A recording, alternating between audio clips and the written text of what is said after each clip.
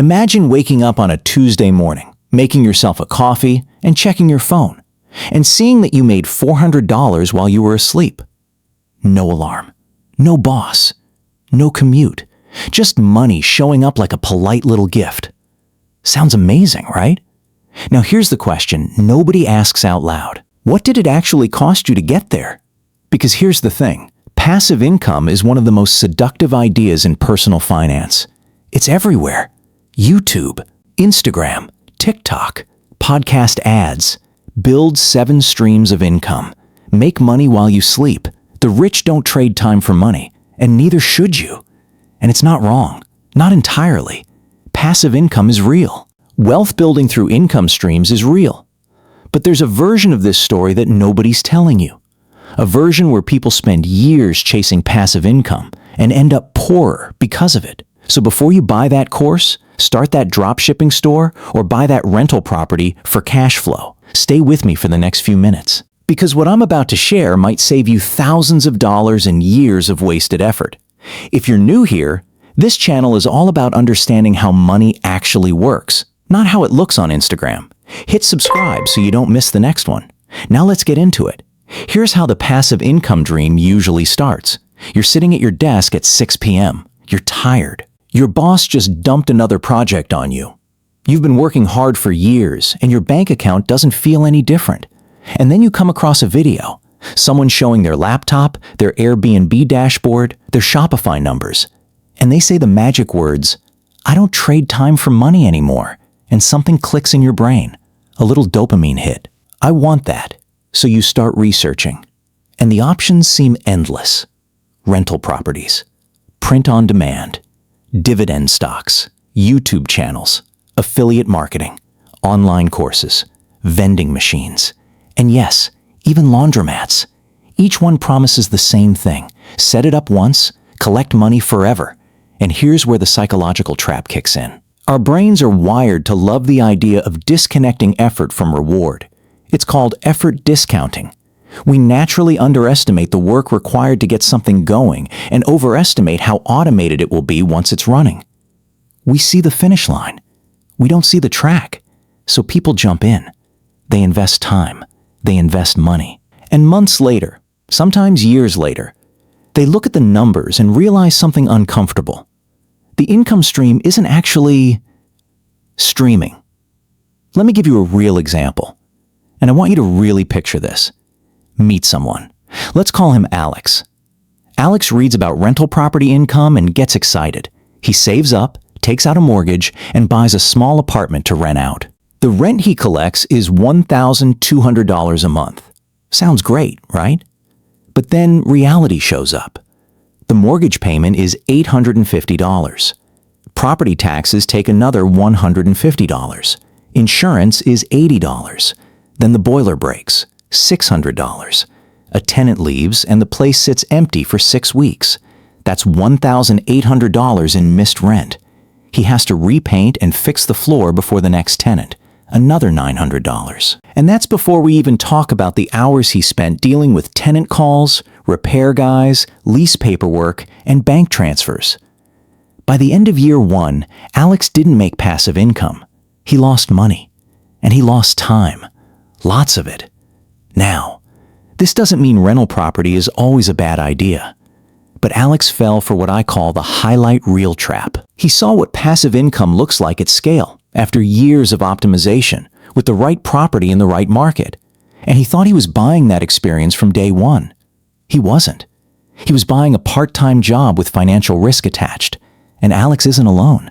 This pattern plays out across almost every passive income category. The blogger who spends 18 months writing articles and makes $47. The dropshipper who loses $3,000 in ads spend learning how Facebook ads work. The course creator who spends 6 months building a product and sells 4 copies. The dividend investor who puts in $10,000 and gets $300 a year. A 3% yield that inflation quietly eats. Here's the uncomfortable math nobody shows you. Most passive income streams have what's called a negative cash flow period. A stretch of time where you are putting in more than you're getting out. Time, money, energy. And this period can last months, sometimes years. The people who succeed? They know about this period in advance. They plan for it. They stay consistent through it. They treat it like a business with a runway, not a vending machine they just plugged in. The people who don't succeed? They didn't account for the full cost. And when the costs showed up, the dream fell apart. So here's the deeper idea I want you to sit with. Passive income is not free income. It's deferred income. It's income that you pay for up front, with capital or time or both, and collect later. The passive part only kicks in after the active part is done. And the active part is almost always bigger than the gurus make it look. Think of it like planting a fruit tree. You dig the hole. You plant the sapling. You water it, protect it, prune it, sometimes for years, before you get a single piece of fruit. And once it's mature, yes, it gives you fruit with very little effort. That part is real. But you don't skip the planting. There's also a psychological concept here called optimism bias, the tendency to believe that our plans will go better than average, even when we have no evidence for it. It's why people start businesses without accounting for failure rates. It's why people buy investment properties without stress testing the numbers. And it's why the passive income space is full of people who started enthusiastically and quietly gave up 6 months later. The dream is sold as a shortcut. But the reality is a path with a cost, and the cost comes first. Here's another angle. Think about where passive income actually lives at scale. Jeff Bezos earns passive income. Warren Buffett earns passive income. Taylor Swift earns passive income. But look at what they built first. Bezos built infrastructure. Buffett built a decades-long track record of compounding capital. Swift built an audience of hundreds of millions. Their passive income is the result of an enormous amount of active work that came before it. The passive phase didn't happen instead of the active phase. It happened because of it. And this is the idea that the 7 streams of income crowd almost never talks about. So what should you actually do with this? First, stop thinking about passive income as a category of thing you can just buy or start. Start thinking about it as a reward that comes after sustained, intentional effort. The question isn't, which passive income stream should I start? The question is, what am I willing to actively build over a long enough period with real skin in the game? Second, do the full math before you start. Not just the income side. The full picture. Time cost, capital cost, ongoing maintenance, failure scenarios, empty months, unexpected expenses, learning curve. If the numbers still work after all of that, great. If they don't, you just saved yourself a year of frustration. Third, be very skeptical of anything that promises income with no learning curve. Every single legitimate passive income stream has a knowledge prerequisite. Dividend investing requires understanding valuations. Real estate requires understanding markets and cash flow. Digital products require understanding audiences and marketing. The shortcut sellers skip this part, don't you? And fourth, if you're just starting out, the most powerful thing you can do is focus on one stream, not 7. One thing done well over enough time. A savings habit. An index fund portfolio. One skill-based side project. Diversification is for people who have already built something. Early on, focus beats spread every time. Here's the truth that the passive income world doesn't want you to think about too long. Most of the people selling you passive income strategies are making their money from selling the strategy, not from the strategy itself. The course about dropshipping is more profitable than the dropshipping.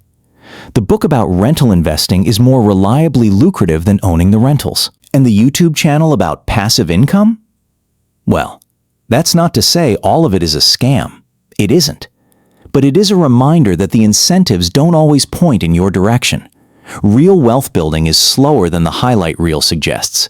It requires patience, consistency, and a tolerance for the boring in-between period before the results show up. But here's the good news. That slow, unglamorous, consistent approach? It actually works. Every time. For almost anyone who sticks with it long enough. The passive income dream isn't a lie.